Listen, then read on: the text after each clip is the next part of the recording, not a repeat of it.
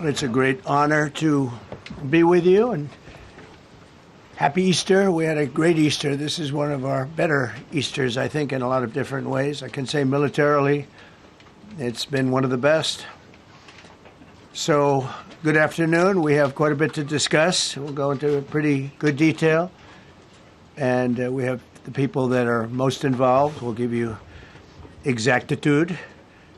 And we're here today to celebrate the success of one of the largest, most complex, most harrowing combat searches. I guess you would call it a search and rescue mission ever attempted by the military.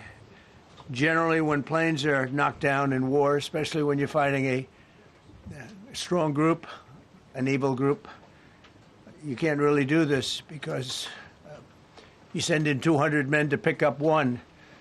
And it's something that's usually not attempted as much as you want to attempt. And bad things happen to that one or two. And in this case, we did two, and it might not have been attempted before. But we did. And we had great talent, but we got a little luck, too, I would say.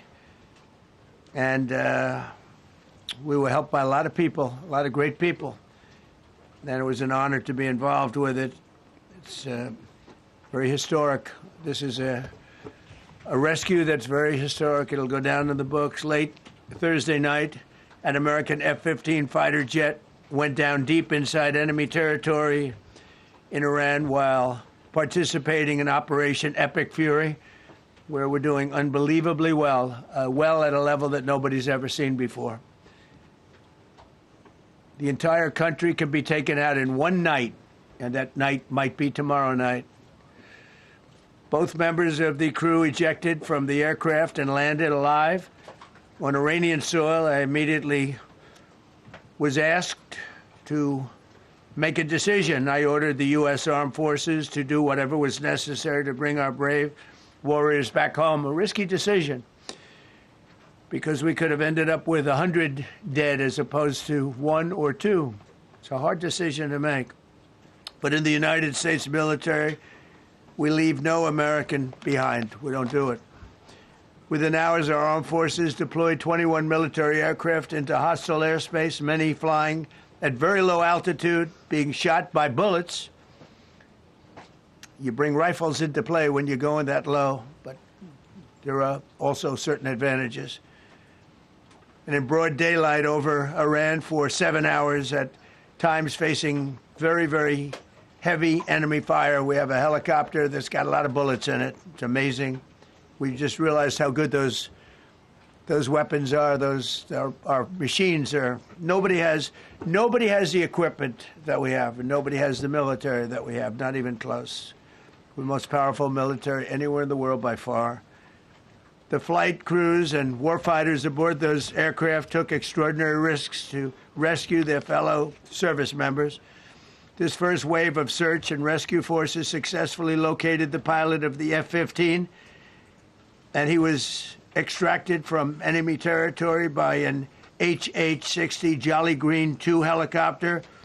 Fabulous machine as our warriors faced gunfire at very close range.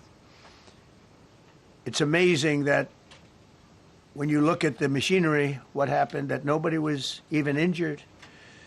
Meanwhile, the second crew member, a weapons system officer, highly respected colonel, had landed a significant distance away from the pilot. When you're going at those speeds, even if you go out 2 or 3 seconds later, it's miles and miles away because you're going fast.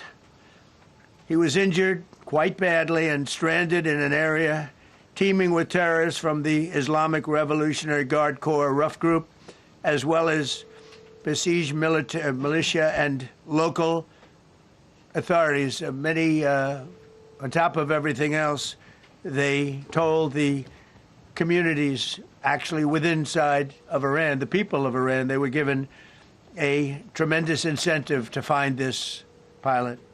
Despite the peril, the officer followed his training and climbed into the treacherous mountain terrain and started climbing toward a higher altitude, something they were trained to do in order to evade capture. They want to always go as far away from the site of the shoot down You want to go as far away because they all head right to that site. You want to be as far away as you can. And he was injured, and he was an amazing, amazing thing.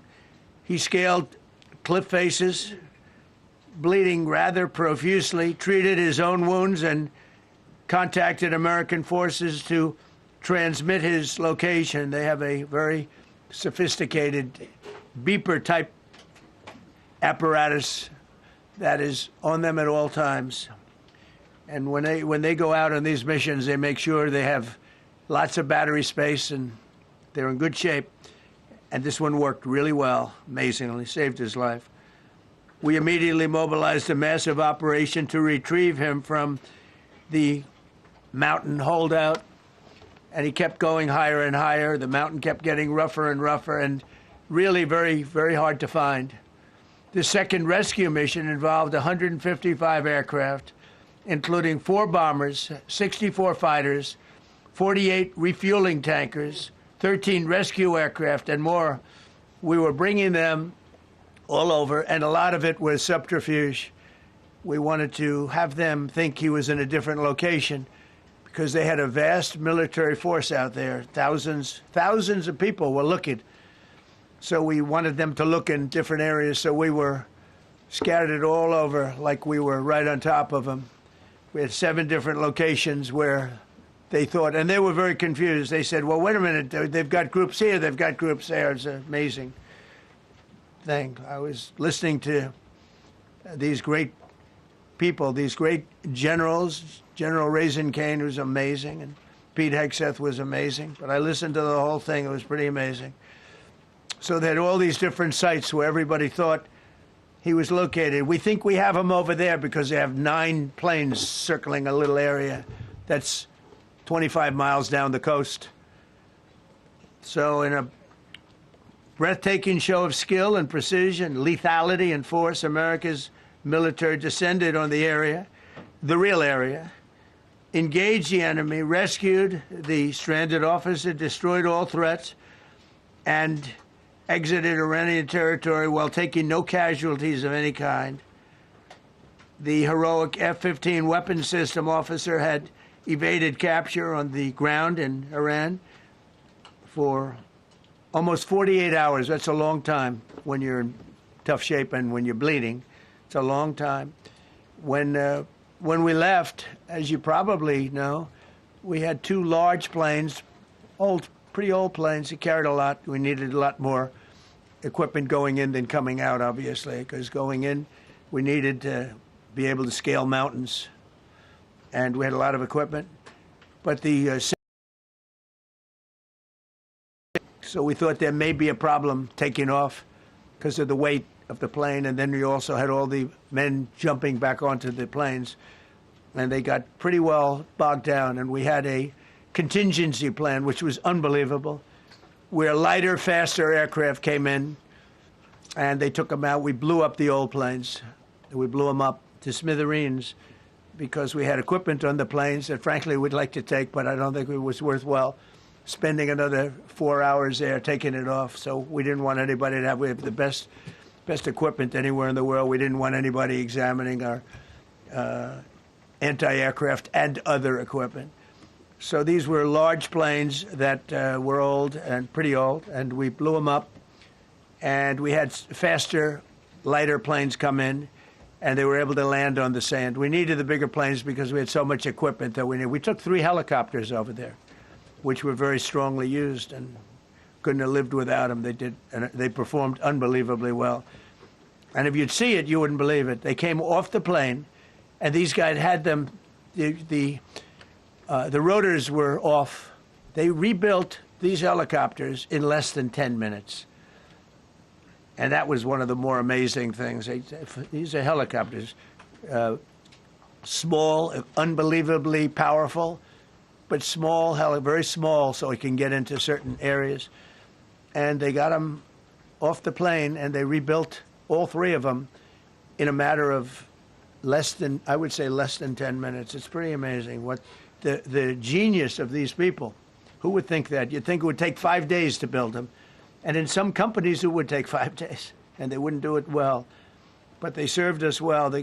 as Commander-in-Chief, I never forget the extraordinary risk taken by the warriors that we send into battle and the genius. I mean, think of it, having a contingency of 3 planes waiting because we think the sand is so bad that we probably won't be able to take off. And the planes really got bogged. The sand was, this was not much of a runway. This was a farm, not a runway. It's a farm, but it did the trick. But to have a contingency as opposed to having to wait 2 days, can you imagine, right in the middle? This was central. This was right, you would call it central casting if you were doing a movie for location. And probably the toughest area of Iran where we'd be sitting there. So these planes came in, those pilots came in so fast and so quick and got out of there. Everybody got aboard and just got 15-minute intervals. One load out, one load out. One load out the 3. It happened, and we were watching, and we said, "That's amazing." It's in many ways, I was almost more impressed by the contingency that we had than the fact that, you know, if we would have had a runway or decent soil. But it was an amazing thing. But we thank God for every single one of them and the talent, the genius. Is not even talent; it's genius. It's the whole ball game, every one of them. If you look at what we did with Maduro, we went into a military compound, a massive, with thousands and thousands of soldiers, and within a matter of minutes, and he lived behind iron doors. There were steel doors, broke them down so quickly, and within almost minutes, he was in the back of these planes. It was a similar group, incredible. We have incredibly talented people, and if the time comes, we move heaven and earth to bring them home safely. We're going to bring our people home safely. I want to thank every member of the U.S. Armed Forces involved in these historic operations. They really were historic. It's just not something that's done. And you'd understand it. Not that they don't want to do it, but when you're going into areas, when you look at these helicopters, when you look at the amount of bullets and everything else that they took, when you go into these areas, you don't come out like we came out. God was watching us, I tell you. Well, it was the Easter, we were in the Easter territory, I guess, but God was watching us. Amazing. Because when you look at the machinery, they took damage. It tells you, first thing I said is, these are unbelievable machines, how they flew back and not even much of a problem. But these 2 extraordinary rescues, because it was 2, and as you probably know, we didn't talk about the first one for an hour, and then somebody leaked something, which we'll hopefully find that leaker. We're looking very hard to find that leaker. And talked about there's somebody missing. They basically said that we have one and there's somebody missing. Well, they didn't know there was somebody missing until this leaker gave the information. So whoever it was, we think we'll be able to find it out because we're going to go to the media company that released it, and we're going to say, national security, give it up or go to jail. And we know who, and you know who we're talking about, because some things you can't do. Because when they did that, all of a sudden, the entire country of Iran knew that there was a pilot that was somewhere on their land that was fighting for his life. And it also made it much more difficult for the pilots and for the people going in to search for him. All of a sudden, they know that there's somebody out there. They see all these planes coming in. It became a much more difficult operation because a leaker leaked that we have one, we've rescued one, but there's another one out there that we're trying to get. So actually, the country, Iran, put out a major notice, you all saw it, offering a very big award for anybody that captures the pilot. So in addition to a hostile, very talented, very good, very evil military, we had millions of people trying to get an award. So when you add that to it, but we have to find that leaker because that's a sick person. Probably didn't realize the extent of how bad it was. I can't imagine that the person did, but we're going to find out. It's national security, and the person that did the story will go to jail if he doesn't say, and that doesn't last long, and I think everybody would understand it. They put this mission at great risk. They put that man at great risk, and they put the hundreds of people that went in looking for him, because everyone now knows that we're going in. Over the past 37 days, America's armed forces have carried out more than 10,000 combat flights over Iran, unheard of, striking more than 13,000 targets. The F-15 we lost last week was the first manned aircraft downed by the enemy in this entire operation, with thousands and thousands of flights. They got lucky. It was a lucky hit. You know, eventually you get lucky. But we got lucky, too, because we got both of them back. But it's a record that is unparalleled in the history of military air operations. Nobody's ever seen anything like it. It's such an honor to be involved with it. We were up late at night, and then we were waiting for those contingent planes to come in, and we say, come on, let's go, get in, because they're waiting out on this farm without a runway, with wet, crummy soil, sand, mostly sand, wet sand, and it eats planes alive, and we're waiting, and we're saying, I hope that one can land and take off. And they came in like magic, boom, boom, boom, one after another. It was like genius. I'm so impressed by that. Because we were a little concerned. We said, boy, if they don't get in and get up fast, we're sitting in them. And that's called Iran Prime, right, General? That's where the whole bet is. And here we are sitting there waiting for a plane. But they came in so fast and so hard, and these guys knew exactly what to do. Let's go, come on, get in, let's go, pwah. They came one right after another, not at the same time. They don't want to come at the same time. They had to come right after each other. They didn't have any room. There was barely any room to land. Tiny little patch of very wet earth and sand. So I'm so proud of the people that I have standing up here with me, and many others that worked. I mean, so many. Steve Witkoff's over here. He's doing fantastically. Jared Kushner. But the people that are here, the job they did is amazing. And I think I'm going to introduce the head of the CIA, and he is a man he's central casting, okay? If we cast a movie, he's going to play the head of the CIA. He's one of the few. John Ratcliffe, he did a phenomenal job that night. He did something that I don't know if you want to talk about it. If you want, you can. I'm not sure you're supposed to. I'm not going to talk about it. But the CIA was very responsible for finding this little speck. It's like they used an expression on one of the shows. A general was talking about, it's like finding a needle in a haystack, finding this pilot. And the CIA was unbelievable. And you may, if you can, you'll talk. It might be classified, in which case I'd have to put him in jail if he talks about it. And I don't want to put him in jail. He doesn't deserve that. So, John, do you want to say a few words? Thank you. Thank you, Mr. President. It's a privilege to be here with you today to share what we can about this exceptional mission and to recognize the ingenuity and bravery of those who executed it, as well as the leadership and resolve of the President who ordered it. One thing that has been clear to me in this role is that the flawless military operations that the Department of War is known for are hostage to flawless intelligence. We saw that in the skies over Iran in Operation Midnight Hammer last summer. We witnessed it in Venezuela during Operation Absolute Resolve. We've seen it against the cartels in the Western Hemisphere, and we're seeing it every day in Operation Epic Fury, including this mission to rescue an aviator buried deep behind enemy lines.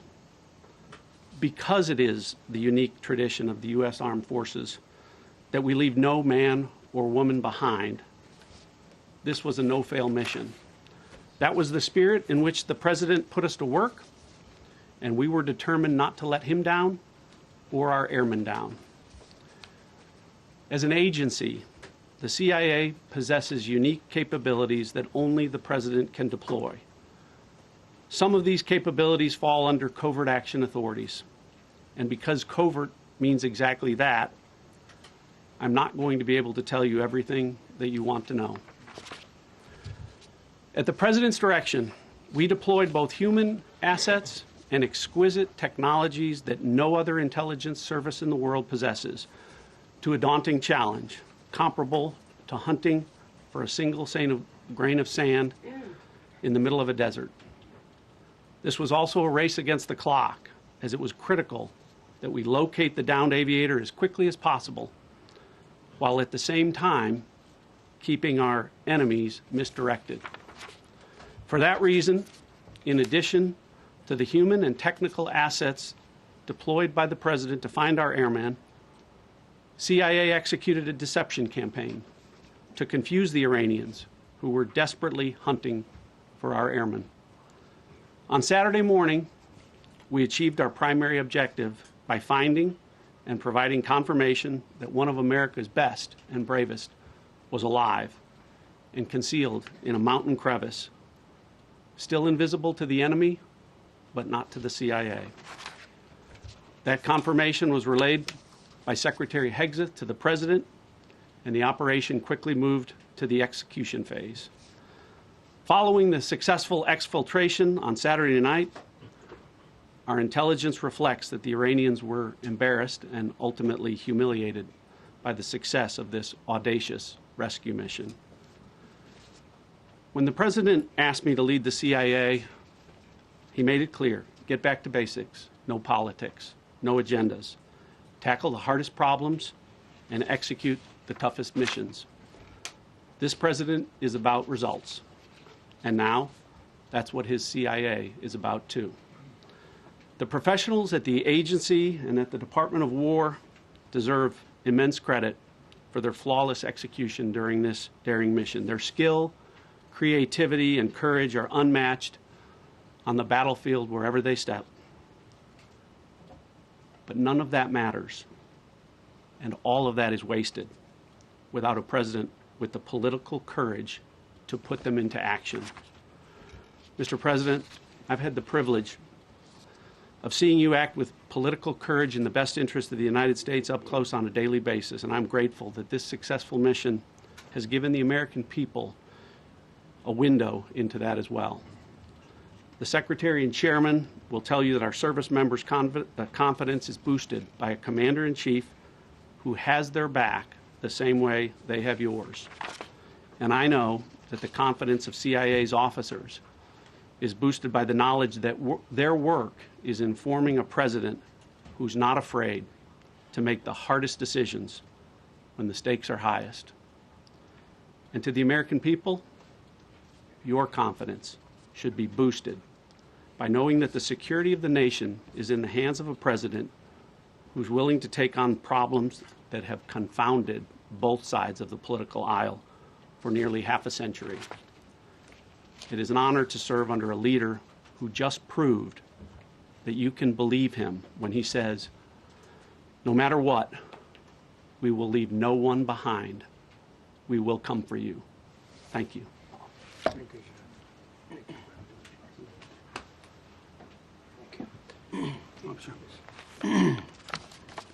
Well, John, thank you for the collaboration of the CIA as well. Incredible and ongoing partnership.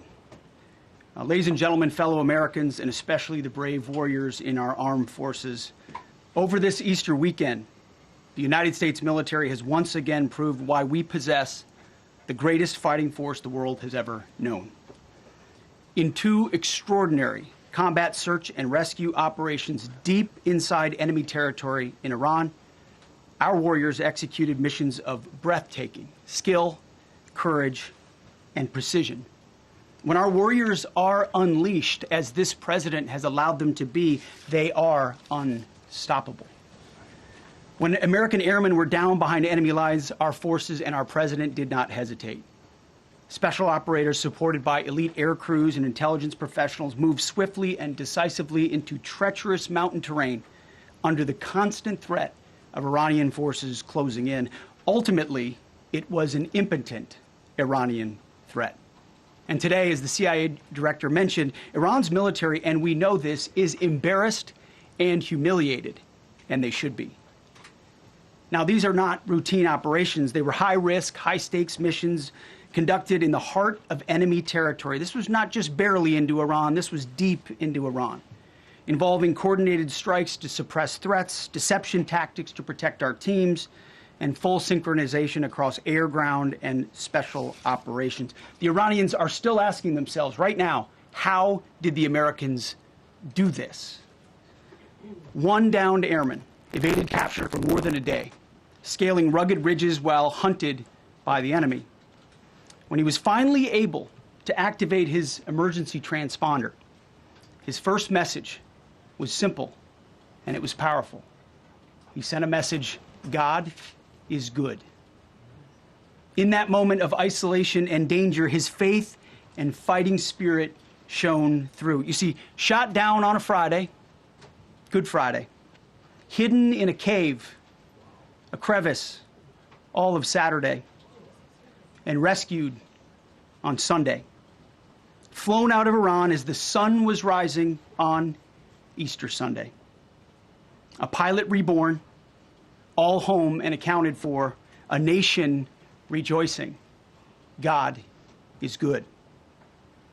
Despite incoming fire and unforgiving conditions, our troops brought every American home. No American lives were lost. We leave no man behind, and that is not luck. It's the result of unmatched training, superior technology, an unbreakable warrior ethos, and sheer American grit. Our special operators, pilots, and support crews performed with near perfection under fire, and they were lethal. Just ask any Iranian soldier who dared attempt to get anywhere near that pilot before or during that mission. Death from above. Our troops turned a potential tragedy into a resounding demonstration of American resolve and capability. That's what excellence in uniform looks like. But make no mistake about it.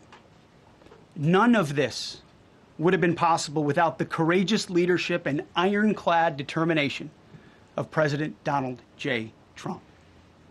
From the moment our airmen went down, President Trump made it clear we will leave no one behind. The first mission, the first of two, was an audacious daylight thunder run right up the middle. It was authorized in less than 2 hours from that pilot going down when we knew where he was. And it was authorized in the middle of the night, because anybody that's worked for this man knows he's up in the middle of the night. Authorized immediately, without hesitation, audaciously. The second mission, as soon as we knew where that pilot was, and John was certainly helpful in that, also executed immediately. You know, I looked up at my screen when the final mission was complete inside our SCIF, our secure facility. And we have a running VTC, a running coordination cell. And the top of it read 45 hours and 56 minutes. For 45 hours and 56 minutes, we held that call open for coordination. From the moment our pilots went down, our mission was unblinking. The call never dropped, the meeting never stopped, the planning never ceased. The president demanded rapid, decisive action. He backed our military with the full weight of his resolve, refusing to let enemy propaganda or tactical setbacks deter us. His leadership ensured that every lethal and non-lethal resource was brought to bear, that our forces had the authorities and the support they needed to succeed. When the president says he has the backs of our warfighters, he means it. And it means a great deal, and it's a big difference on the battlefield. President Trump understands that peace through strength is not a slogan. It is a doctrine that saves American lives. His unwavering commitment to rebuilding our military and restoring the warrior spirit has paid dividends in missions just like this one. Under his command, America projects power with confidence and brings our people home with victory. And that continues today, by the way. Per the president's direction, today will be the largest volume of strikes since day one of this operation. Tomorrow, even more than today. And then Iran has a choice. Choose wisely, because this president does not play around. You can ask Soleimani, you can ask Maduro, you can ask Khomeini. To those heroes who planned and executed these rescues, your nation stands in awe. I stand in awe. The chairman stands in awe. We all stand in awe of your professionalism and bravery. We serve for you. You embody the very best of America. To the rescued airmen and their families, welcome home. Your courage and endurance, the quiet declaration of faith amid the storm, inspires us all. God is good every day.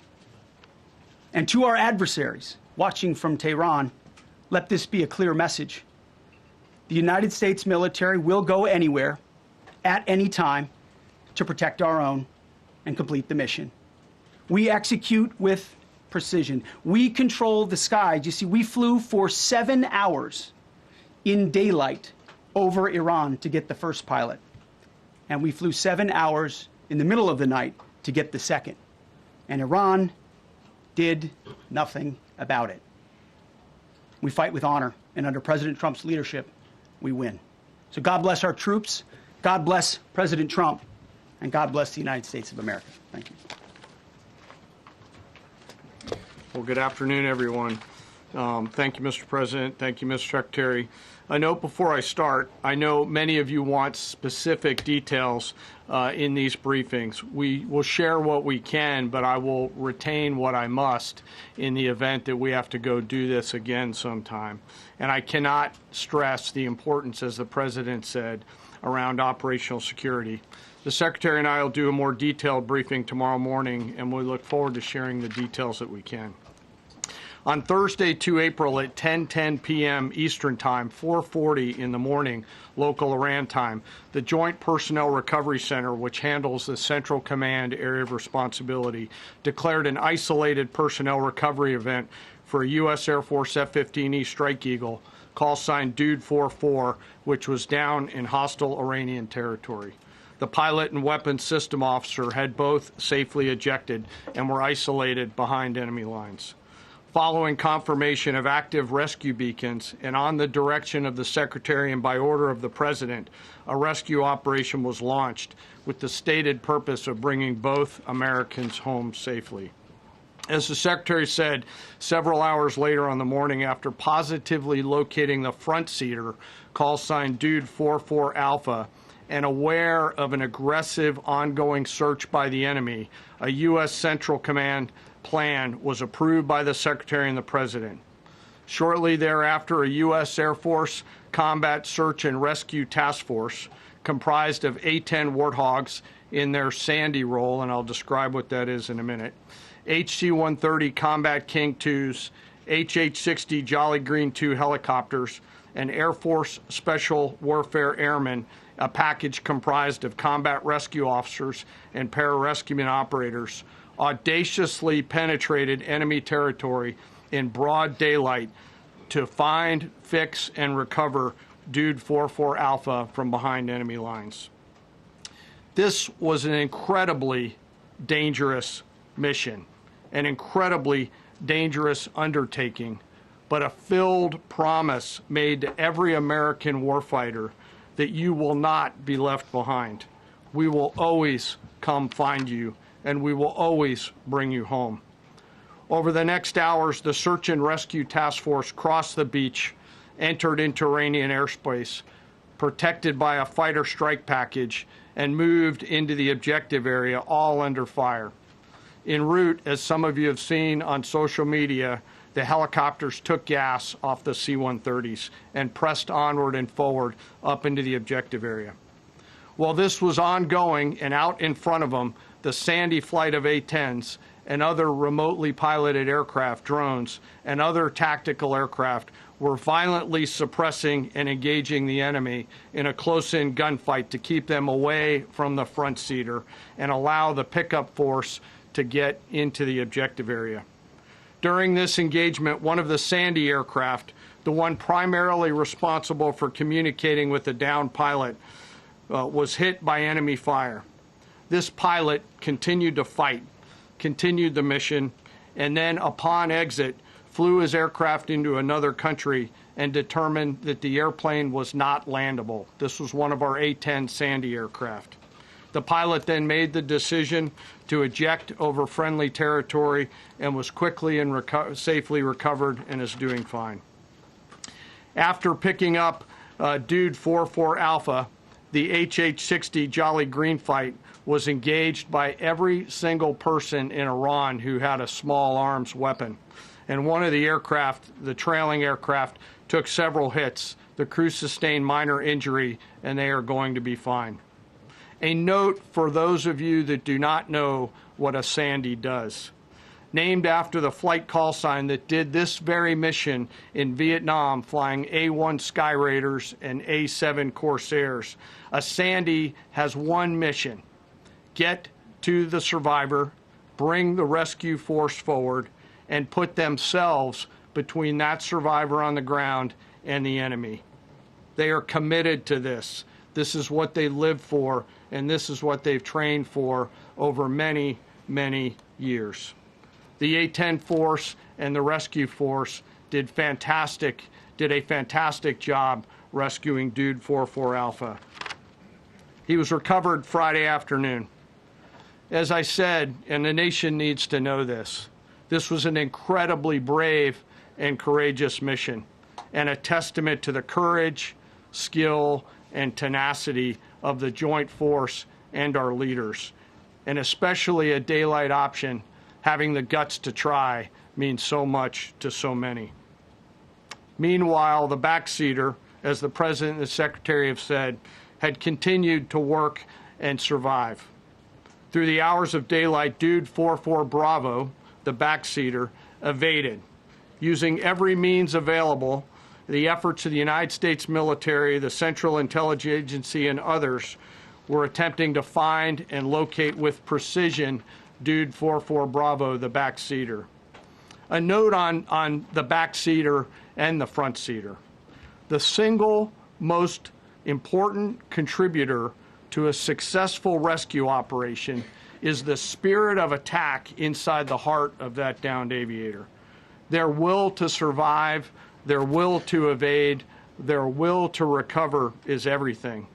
In this case, the backseater's absolute commitment to surviving made much of our efforts possible.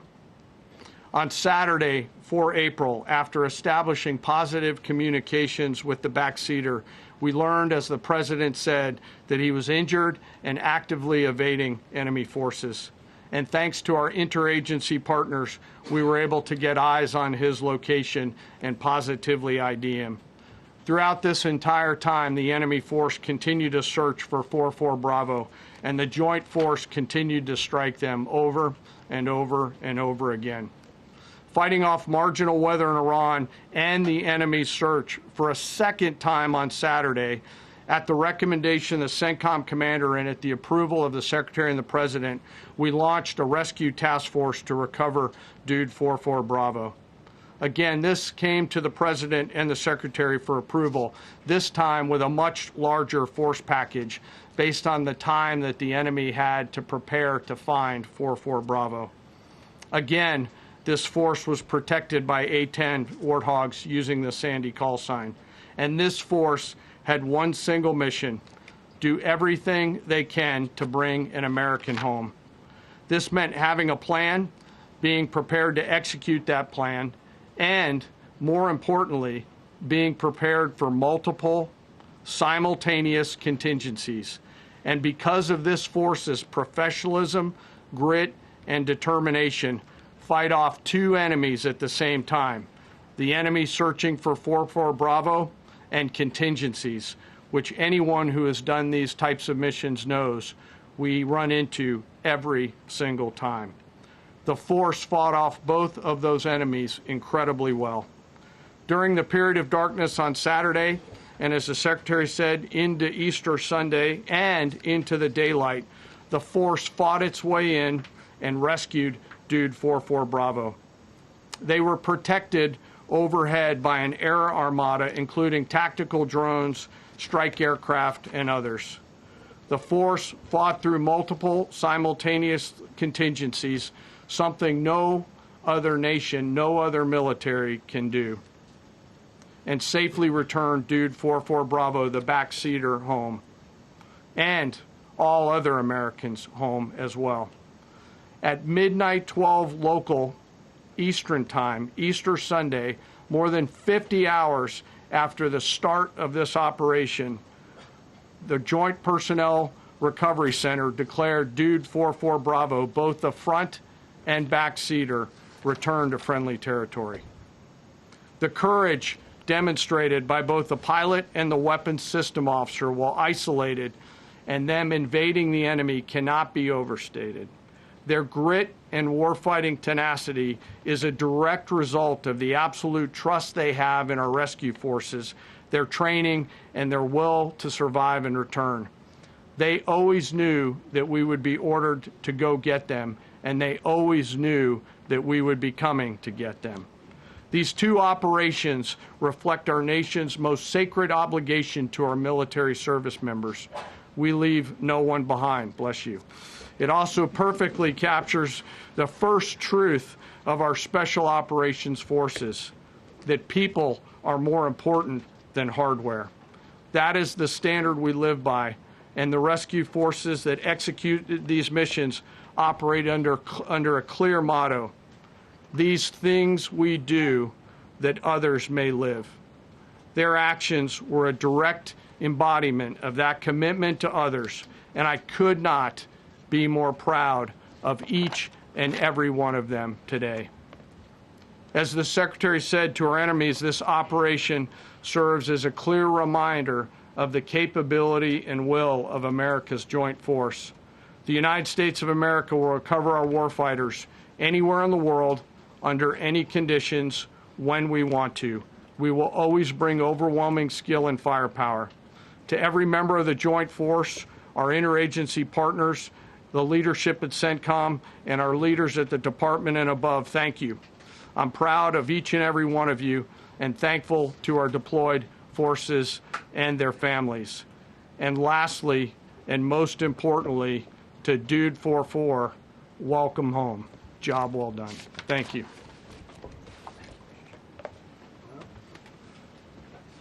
Pretty amazing. Pretty amazing. And these two gentlemen have been, from day one, they've been perfecto. You know, I got to know General Kane in my first term because he was able to take out ISIS in 4 weeks instead of the 4-year projection that was given to me by other much lesser generals. I said, you know, if I ever do this again, that's going to be the head of my Joint Chiefs of Staff. And we worked it that way, didn't we? It's amazing. He took out ISIS. We defeated ISIS in 4 weeks. I was told it would take 4 years. I flew to Iraq to find out, with the greatest equipment in the world, why would it take 4 years? And he told me, sir, it won't. It'll take 4 weeks and you'll have time left over. And that's exactly what happened. So he's great. And Pete, all I can say is that he was treated very unfairly. And now those same people that treated him unfairly, that fought against him, they called me up saying, what a great choice he was. They said, well, what happened during his nomination? What happened to you? I'm telling you, people that were not for him, senators, friends of mine, sir, I don't think you're doing the right thing. Now they're calling me up. What a choice. These two guys are fantastic.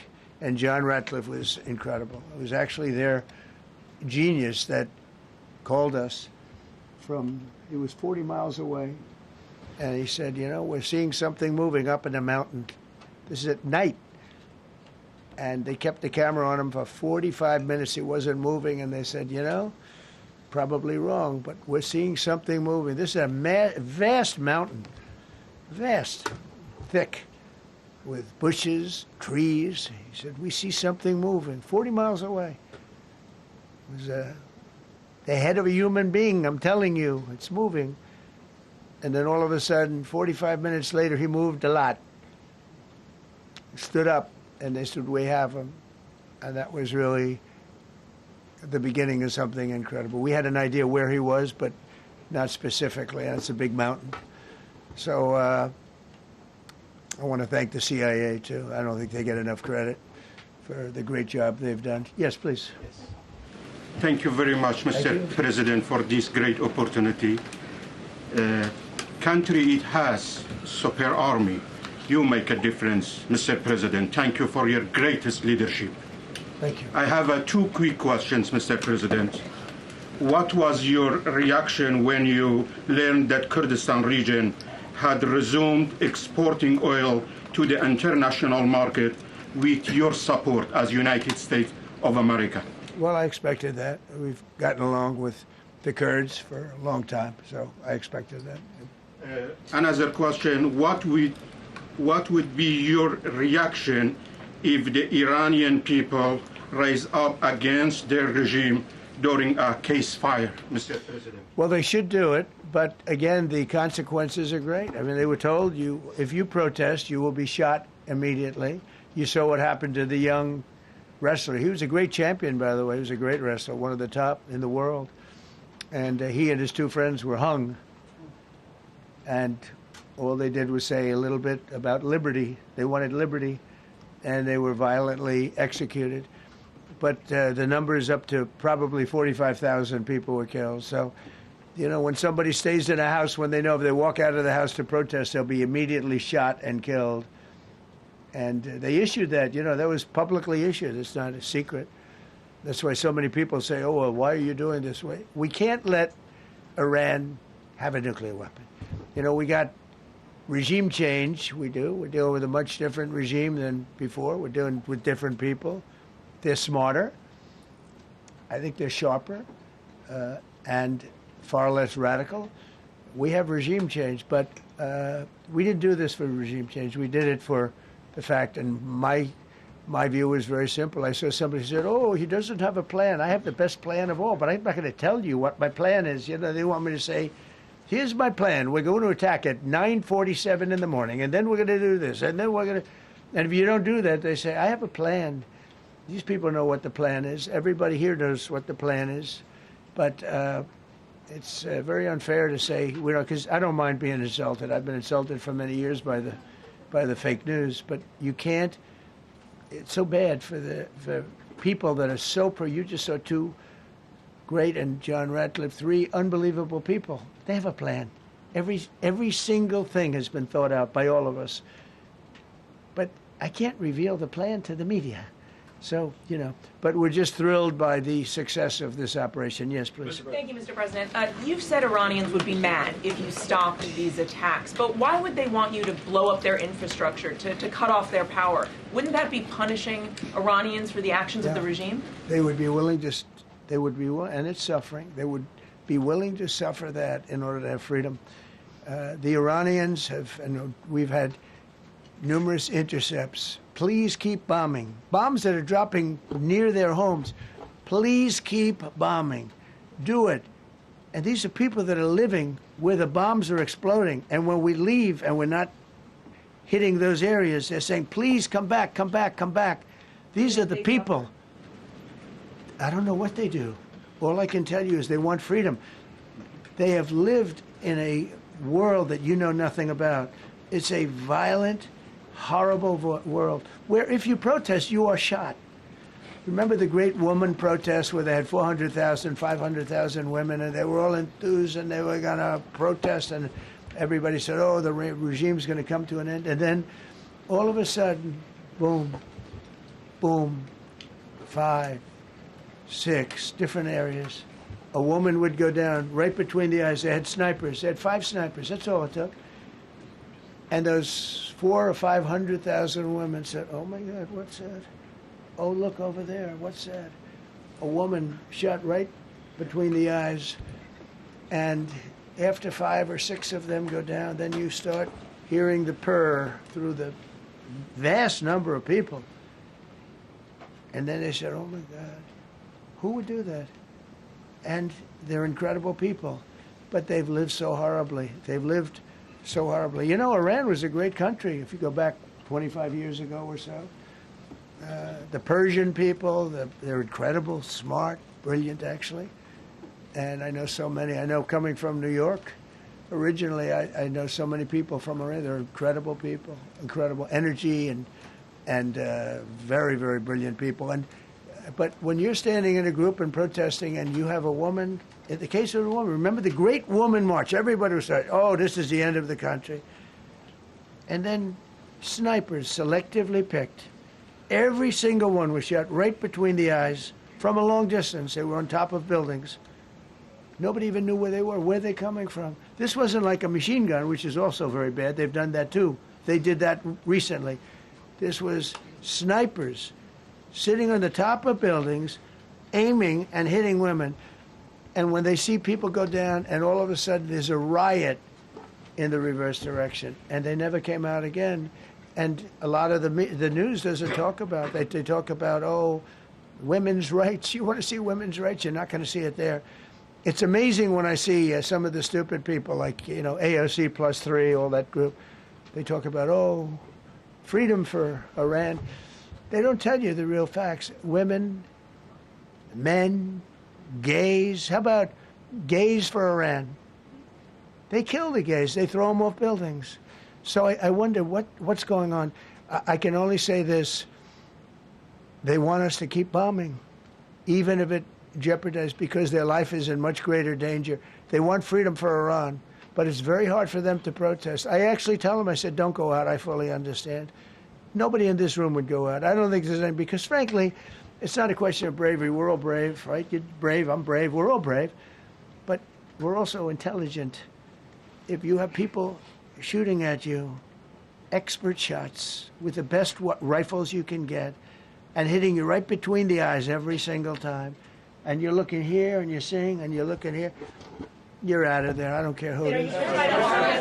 Please. Mark Meredith, Fox News. I know that. Oh, thank you. How would I know that? Go ahead. America's watching. No. Good job. Can we go back to the weekend? First off, was everyone on board with the operation, or were there people that were trying to talk you out of going through with the operation this weekend? Not everybody was on board. Somebody else within No, you? there was military people, very professional, that preferred not doing it. These two were totally on board, which was very important. If they weren't, I would have had a little difficulty. But no, there were military people that said, you just don't do this. You don't go into the heart of a very powerful military. This is, hey, you have countries and countries. You have some countries where military is not their strong suit. This whole thing is militarized like nobody's ever seen before. Half the people are wearing uniforms. And we had people within the military. Usually it's not done. That's one of the reasons. I was surprised. Somebody said it's the only time it's ever been done. I said, that's not possible. But it is possible, because you're going into hundreds of thousands of soldiers along the path. I mean, look at some of the helicopters, how they got hit. So, yeah, there were people within the military that said it's a wise. And don't forget, how many men did you send altogether, approximately, for the operation? I'd love to keep that a secret. Okay, well, we are. But I will tell you, the number, I'll keep it a secret, but it was hundreds. And hundreds of these people, that's pretty good. Is he central casting? But hundreds of people went into this journey. Hundreds of people could have been killed. Forget about the equipment, a lot of equipment, nobody cares. Hundreds of people could have been killed. So we had people that were within the military that said this is not a wise, and I understood that, but I decided to do it. Was there a point that that you were thinking there's too much on the line, and somebody was saying maybe we abort this now and wait? I mean, given the resource, like the general said, it seemed like there was so much on the line here. You must have been thinking, this could have completely changed. So the first one, which was in many ways as dangerous as the second, I guess it gets, because we're flying over daylight. We're the best at the world at night. We have goggles that nobody. We have goggles. I've tried them. They're unbelievable. I see better with the goggles at night than I see without them during daylight. I mean, daylight today, we have a beautiful day. You see just as well with goggles. In many ways, it's enhanced. So we have the best in the world.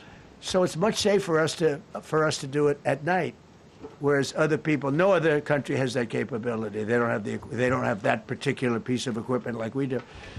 But when I was told flying and in daylight, I think we flew 7 hours over Iran, and that's a long time, over unbelievably hostile territory, where they have nothing but weapons. We took out their anti-aircraft, which is great. We took out their radar, which is great. We took out a lot, but they still have, what hit this one was a handheld shoulder missile, heat-seeking missile. So it's not like, they're totally whatever. And they have probably a little luck, because you got to get lucky. But they shot it, and it got sucked in right by the engine. But these guys were out of there. They were great. Their timing was great. But no, I was told that this is a very dangerous mission. I understand. They didn't say it's a foolish mission. They said, we're going to be sacrificing hundreds of people do this. This is, you have tankers that are flying over this area so that because the flight was so long, they had to refuel. It's a very dangerous mission. I just felt it was worth it. If you would have told me that we would have been successful, gotten both, and nobody was even essentially injured, I would have said that would be impossible. Yeah, Bruce. Mr. President, thank you very much. Thank you, sir. We'll come back to you. Okay, thank you. Given that you are now dealing, you say, with a more reasonable, less extreme leadership in Iran, what does that mean for the protesters, for the human rights movement in that country after this conflict? Well, I What's think your positive. expectation? Yeah, if they assume control, if we do something and they assume control, I think it's very positive, a big step. I don't think you'd see the radicalization that you have seen in the last. Look what happened. I mean, women are being executed because they're not properly clothed, they say. They're not properly clothed, and they execute the women. They shoot them right on the street. No, you have a much different group of people. Now, I'm not saying we are dealing with them. Essentially, they have till 8 o'clock tomorrow night, Eastern time. But we are dealing with them. I think it's going well. Mr. Witkoff is here, and JD's involved in the dealing. Mr. Witkoff is sitting right here, and I think it's going fine, but we'll have to see. You have to understand, we've been dealing with these people for 47 years. I'm standing here with a much more powerful Iran as of a month ago, not anymore. Right now, they are decapitated. But I'm standing here a month ago with a much more powerful Iran than it was at any point during 47 years. This should have been handled by 7 presidents, a lot of presidents. And those presidents are saying now, every one of them to their friends, we should have done this a long time ago. So it's not something I like doing. It's very dangerous, and we're getting them at the height of their strength. If I didn't terminate the Barack Hussein Obama Iran nuclear deal, they would have had don't forget, that was a path to a nuclear weapon. Remember this. He chose Iran over Israel, pure and simple. How Israel can vote for a Democrat is, if you're Jewish in New York City or any place else in this country, and how you can vote for a Democrat is unbelievable, because he chose Iran, a very hostile Iran. Remember when he filled up a 757 with cash, billions of dollars of cash, and he sent it over to them. Then they gave them tens of billions of dollars. He chose Iran over Israel, and really the Arab world, if you look, because, you know, the other, Saudi Arabia, Qatar, UAE, I mean, you take a look. I mean, I can add Kuwait, and I can add Bahrain, and you can add others. He chose such an unlikely candidate. Nobody could believe it. Frankly, if you're going to choose between Iraq and Iran, he should have befriended Iraq. He went in the exact opposite direction of all thinking, and he made a terrible mistake. But that was a road to a nuclear weapon. And when I terminated that, everyone said, oh, he terminated it. It was one of the best things we ever did, because he had a road to a nuclear weapon. And it was a very short-term deal. You know, countries don't do 10-year deals. Countries do hundreds of years. You don't do a 10-year deal. For a country, you're a landlord and you're renting a store on a certain street, and you give somebody a 5-year or 10-year lease. This is a country. It was a short-term deal. It was ready to expire.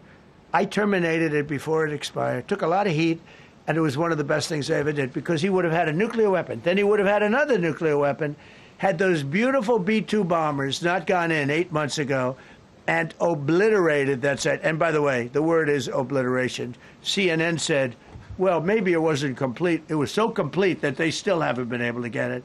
It was obliteration. But if we didn't hit them, that was a courageous decision, too, because we had all those planes flying in at night with very little cover, unbelievable stealth planes, and they were able to do their job.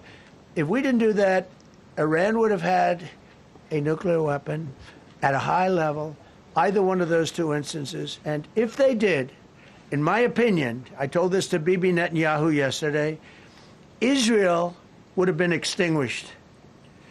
Large portions of the Middle East would have been extinguished, whether it's Saudi Arabia, Qatar, UAE, or others. And you saw that with thousands of missiles raining down upon them. They didn't think they were going to be hit. They thought they'd be watching us fight. And all of a sudden, UAE got hit by 1,500 missiles. He would have taken them out also. and they were powerful. If I didn't come along and terminate the Obama deal, which was terrible, the Iran nuclear deal was a road to a nuclear weapon, a big one, unlimited, legally. I terminated it without even much thought. It was so easy. I terminated that, and then the B-2 bombers. And I did one other thing. I had killed Qasem Soleimani, who was an evil genius. And the reason I did it, I heard he was going to knock out 5 of our military bases. And had he lived, I believe we would be fighting perhaps a different Iran right now, because he's never been replaced, you know. And I did one other, but this one was not picked up. Osama bin Laden. If you read my book, I said you got to take him out 1 year before the World Trade Center came down. So I wish you'd read the book. But you, as a president, to be a good president, I believe you have to have good instincts. And a lot of this is instinct. Yeah, please. Thank you so much for taking my question, Mr. President. Mr. President, last week you suggested that Europe should take the lead on reopening the Strait of Hormuz. Has circumstances changed now that you're issuing a direct 48-hour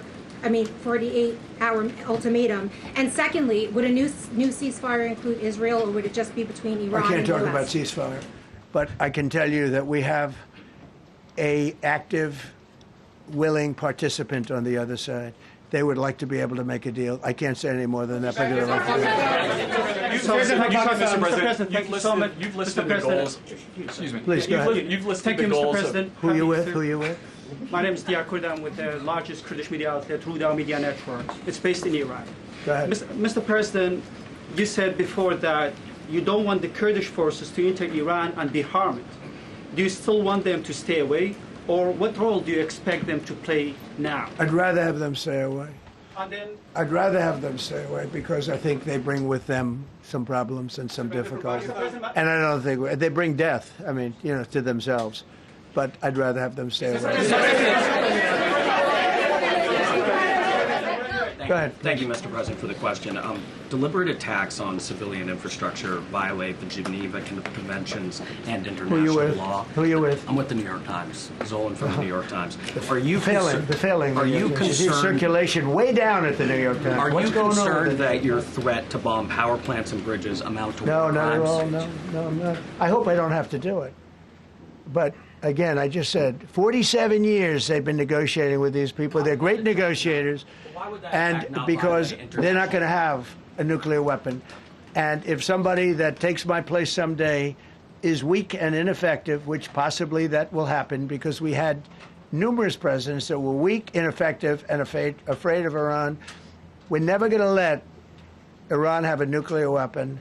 And if you think it's okay for people that are sick of mind, that are tough, smart, and sick, really sick, from a policy standpoint, from a standpoint, any which way you want to say, mentally, these are disturbed people. If you think I'm going to allow them, and powerful and rich, to have a nuclear weapon, you can tell your friends at the New York Times, not going to happen. It means violating international law. Quiet. You no longer have credibility at the New York Times because the New York Times said, oh, Trump won't win the election, and I won in a landslide. I won every swing state. New York Times said, oh, Trump won't win the election. New York Times has no credibility. The credibility they have is it used to be all the news that's fit to print. The old gray lady, it was great, but they're running on past fumes, and you can't keep doing that. You have to be able to give the correct news. And people like you, who I know, are fake. You're fake. Go ahead, please. Your messaging on the war has moved from the war is coming to an end to war going to be bombing Iran to the Stone Ages. Right. And we've heard a range of those kind of messages. So which is it? Are you winding this down, or are you escalating it? I can't tell you. I don't know. I can't tell you. Depends what they do. This is a critical period. They have a period of, till tomorrow at 8 o'clock. I gave them an extension. They asked for an extension of 7 days, right? I said, Steve, give them 10 days. 10 days is up actually today, so I gave them 11, I guess, indirectly. I thought it was inappropriate the day after Easter. I want to be a nice person. They have till tomorrow. Now, we'll see what happens. I can tell you they're negotiating, we think, in good faith. We're going to find out. We're getting the help of some incredible countries that want this to be ended because it affects them also. A lot of people are affected by this. But we're giving them till tomorrow, 8 o'clock Eastern Time. And after that, they're going to have no bridges. They're going to have no power plants. Stone Ages, yeah. Stone Ages. CNN fake news. Are you willing to make a deal that does not include reopening the Strait of Hormuz, or is that now a top priority? I would say it's a very big priority because, see, that's one thing that's a little different than other things. We can bomb the hell out of them. We can knock them out for a loop. But to close the strait, all you need is one terrorist that somehow has a truck loaded with, because you can carry them in trucks, large trucks, a water mine, drop them in the water, and now you tell people that own ships that cost $1 billion to don't worry about the mine. You can do that even just by saying we put mines in the water. So it's not like the rest. We can knock out their military. We already have. We've knocked out their Navy. We've knocked out their Air Force completely. We've knocked out 158 ships in 3 days.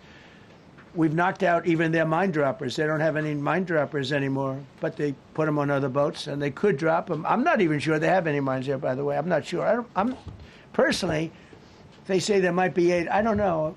I think there might be none because they're very good bullshit artists. That's why for 47 years they've been bullshitting other presidents, and they haven't done the job. And people are living in hell. You live in that country, they're living in hell. No, I think that 47 years of this stuff is long enough. They're at the weakest point they've ever been.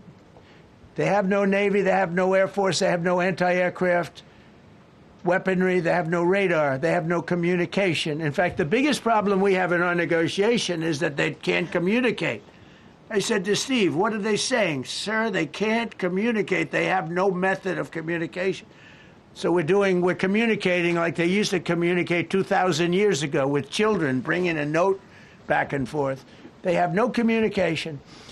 But all I want to see is I want to have a safe world, and you're not going to have a safe world. Israel will be gone. The Middle East will be gone. And then they're coming for Europe. And I have to tell you, I'm very disappointed in NATO, very. I think that NATO, I think it's a mark on NATO that will never disappear in my mind. You know, they're coming to see me on Wednesday. They're going to say, oh, we'll do this, we'll do that. Now they all of a sudden want to send things, you know. But they said it loud and clear at the beginning. When I spoke to UK of all, I would have said they would have been the first because they're the oldest. And I say, yeah, I'd love to have a little help. He said, no, sir, we'd rather wait till you win. I said, I don't need help after we win. They have 2 old broken aircraft carriers, barely work. I said, I guess we can use them. Who the hell knows? I called the general. He didn't even want them. He said, we don't really need them. We got the SS Abraham Lincoln, sir. We don't need them. You know, we have, in terms of technology, we had one day 101 missiles going at 2,700 miles an hour, aimed at the Abraham Lincoln. 101 missiles. Out of 101 missiles, 101 missiles were shot down. Unbelievable technology. 10 years ago, 5 years ago, I don't know if that would have been possible. But 10 years ago, that wouldn't have been possible. 101 missiles heading to a ship that's not that far off the coast. And out of the 101 missiles, we shot down all 101. We have weaponry. The Patriots are unbelievable. We have weaponry that's unbelievable, yeah. Just to clarify. Go ahead, please. Yes. Thank you, Mr. President. You said earlier today during the egg roll that you would like to take Iran's oil, but Americans want U.S. forces home. Correct. What's that trade-off? If I had my choice, yeah, because I'm a businessman first. With Venezuela, as you know, the war was over in about 45 minutes. And we have great people running Venezuela, very good people. I mean, the relationship is good. And we are a partner with Venezuela. And we've taken hundreds of millions of barrels, hundreds of millions. Over 100 million barrels already is in Houston, refined and out. And paid for that war many, many times over, many times. You know, the old days, to the victim. Okay, you know that. To the winner belong the spoils, go the spoils. And I've said, why don't we use it? To the victor, go the spoils. And we don't have that. We haven't had that in this country probably in 100 years, because even the Second World War, you look at the Second World War, we didn't have it with the Second World War. We helped rebuild all those countries. We rebuilt Germany. How about Germany telling us that, well, it's not their war. We had nothing to do with it. They wanted me to go and tell them everything I was doing. We didn't know anything about it. Well, if I would have told them, they would have leaked it, and we wouldn't have been nearly as successful, possibly, right? But to the victor belong the spoils. So we haven't heard that in, I think, maybe hundreds of years. Now with Venezuela, and we, just so you understand, the people of Venezuela, they say if I ran for president of Venezuela, I'm polling higher than anybody has ever polled in Venezuela. So after I'm finished with this, I can go to Venezuela. I will quickly learn Spanish. It won't take too long. I'm good at language. And I will go to Venezuela. I'm going to run for president. But we're very happy with the president-elect that we have right now, the people that are running it. If you remember Bush with Iraq, they fired the generals, they fired the police, they fired the people that worked in their equivalent of the White House. They fired everybody. And you know what they had? They had a mess. And you know what happened? ISIS formed. Those generals and those soldiers got together, the police got together, they all got together, they formed ISIS. Not going to happen with us. So Venezuela has been an incredible situation. We went in, we were very successful, military power like nobody's ever seen. The general, Venezuelan general said, I was on that site. I said, I've never seen ferocity like that. I've been doing this for 40 years. He said, I've never seen it. They hit us from 17 different, they were all set.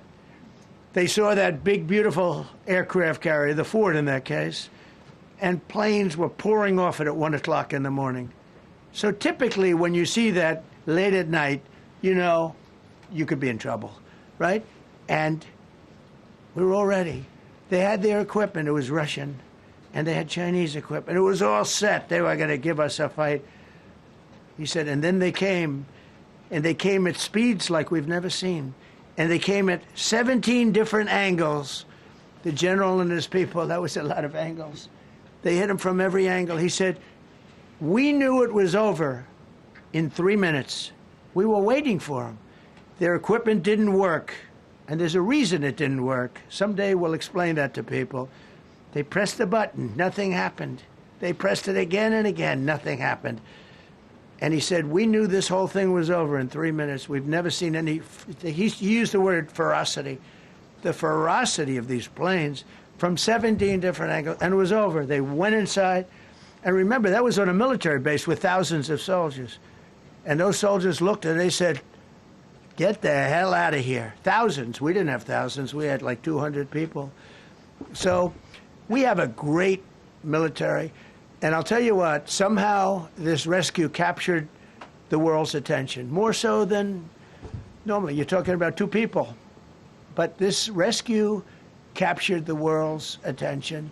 But we did it in Venezuela. That was amazing. And now we have a very bad man in prison and going to trial. I mean, he released, aside from the drugs, which he was terrible, Maduro released hundreds of thousands of people from jails into our country.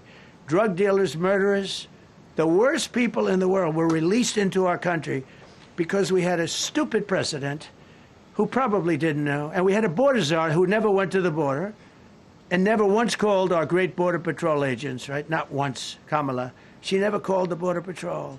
She never said, how are we doing? I used to call the Border Patrol guys every day. You can ask them, Paul, ask any one of them. Brandon, ask them. all the time. How are we doing? How are we doing? And we now, I'm proud to say, have a totally sealed border. 9 months, nobody is coming through our border. And nobody even tries because they know they're not going to get through. So we don't have caravans anymore. So maybe 1 or 2 more and we'll be done. Mr. President, are you allowed to, or are you willing to end this conflict with Iran charging tolls for passage through the strait? Us charging tolls? Iran. What about us charging tolls? Is that something you're considering? I'd rather do that than let them have them, right? Why shouldn't we? We're the winner. We won, okay? They are militarily defeated. The only thing they have is the psychology of, oh, we're going to drop a couple of mines in the water, all right? No, we have a concept where we'll charge tolls, okay? I thought you meant us. Your question would have been more accurate if you said us. Go ahead. Thank you very much. So just to clarify, in order for Iran to successfully meet your deadline tomorrow, do they have to make a deal, open the strait, or both? We have to have a deal that's acceptable to me. And part of that deal is going to be we want free traffic of oil and everything else. Mr. President, thank you very much. You've said glory be to God in this conflict. Do you believe that God supports the United States' actions in this war? I do, because And God have you is set a direction? good. Because God is good, and God wants to see people taken care of. God doesn't like what's happening. I don't like what's happening. Everyone says I enjoy it. I don't enjoy this. I don't enjoy it. These two guys don't enjoy it. You know, people say, "Oh boy, they're so tough." I don't like seeing people killed. I've ended 8 wars. Nobody's ever done it. The person who won the Nobel Prize came to me and said, "You deserve the Nobel Prize." She announced that when they announced. They said, "Goes to Maria. She's a great person, really a good person." She said, "No, no, no. This is ridiculous. They gave me the Nobel Prize. President Trump ended 8 wars. I could go over every one of them, including India and Pakistan, where the Prime Minister of Pakistan said President Trump saved from 30 to 50 million lives. That makes me much happier than what we're doing right now. That makes me much happier. We have 1 more to end, by the way. President, you called yesterday in your Truth Social, you called the Iranians crazy bastards. True. What is your response to critics who say that I don't care about critics. What is your response to critics who say that it is your mental health that should perhaps be examined as this war continues? I haven't heard that. But if that's the case, you're going to have more people like me, because our country was being ripped off on trade, on everything, for many years until I came along. So if that's the case, you're going to have more people. Dasha, go ahead. Dasha, go. You said that very little is off limits in Iran as far as targeting, Yeah. including power plants, bridges. You've mentioned those. Very little is off limits. Are there certain kinds of civilian targets, though? I'm thinking schools I don't want or to tell you hospitals that. you I don't want would to say tell you is that. off- We have a plan, because of the power of our military, where every bridge in Iran will be decimated by 12 o'clock tomorrow night, where every power plant in Iran will be out of business, burning, exploding, and never to be used again. I mean, complete demolition by 12 o'clock. And it'll happen over a period of 4 hours if we wanted to.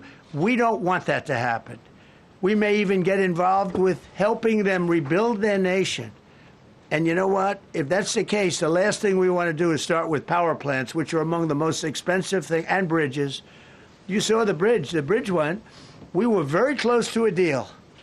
And then I got a call from Mr. Witkoff, Mr. Kushner, and J.D. saying, I think they're breaking the deal. I said, tell them that's okay. Don't worry about it. But tell them to look out their window and watch. And within 45 minutes, I gave the order to knock out the biggest bridge. I gave the order to knock out the biggest bridge in, I believe, the Middle East, but the biggest bridge in Iran. And within 10 minutes after I gave that order, that bridge was over. So do I want to do that? No. Do I want to destroy their infrastructure? No. It will take them 100 years to rebuild. Right now, if we left today, it would take them 20 years to rebuild their country, and it would never be as good as it was. And the only way they're going to be able to rebuild their country is to utilize the genius of the United States of America. You voiced your displeasure with NATO in the past. Is there a danger to the U.S. not being the de facto of the leader of the alliance, and then other powers within the alliance then getting the decision making when it comes to wars and nuclear weapons? No, it's not a danger. Look, we went to NATO. I didn't ask very strongly. I just said, hey, if you want to help, great. No, we will not help. I said, that's all right. You don't want to help? Because I've always said NATO's a paper tiger. See, NATO's a paper tiger. Putin's not afraid of NATO. Putin's afraid of us, very afraid of us. And he's explained it to me a lot of times. I got to know him very well. I know him very well. NATO's a paper tiger. NATO is us. And when we needed them, we didn't need them, by the way. We didn't need them, obviously, because they haven't helped at all. Just the opposite. They've actually gone out of their way not to help. They didn't even want to give us landing strips. Think of it. And it's not just NATO. You know who else didn't help us? South Korea didn't help us. You know who else didn't help us? Australia didn't help us. You know who else didn't help us? Japan. We've got 50,000 soldiers in Japan to protect them from North Korea. We have 45,000 soldiers in South Korea to protect us from Kim Jong-un, who I get along with very well, as you know. Do you notice he said very nice things about me? He used to call Joe Biden a mentally retarded person, okay? So don't tell me about your stuff. Joe Biden, he said he's a mentally retarded person. He was so nasty to Joe Biden. It was terrible. But to me, he likes Trump. And do you notice how nice things are with North Korea? It's very nice. But we have 45,000 people, soldiers, in harm's way, right next to Kim Jong-un with a lot of nuclear weapons.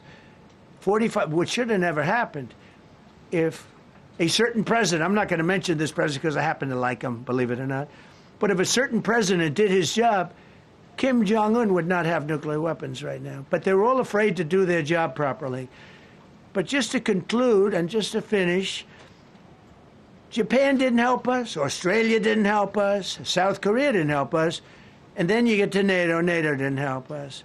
There were some countries that did. Now, countries that have been good, now you could also say they're got to be a little bit more involved because they're in the territory, but Saudi Arabia has been excellent, Qatar has been excellent, UAE has been excellent, Bahrain, Kuwait. I mean, Kuwait did shoot down 3 of our planes. The only planes, really, that we lost with friendly fire, they call it. I call it unfriendly fire. They unfortunately didn't know how to use our great Patriots. The pilot said, what kind of a missile's coming at us? Patriot. Boom, they got out. Because they know a Patriot never misses. So they had beautiful Patriots. There were planes heading in their direction. Unfortunately, they decided to shoot those planes. They were our planes. So, NATO is a paper tiger. Now, he's coming to see me on Wednesday, as you know. He's a wonderful guy. Secretary General is great. And Mark Rutte, he's a great person, but he's got... And you know, it all began with, if you want to know the truth, Greenland. We want Greenland. They don't want to give it to us, and I said, bye-bye. Okay, thank you very much, everybody. Thank you.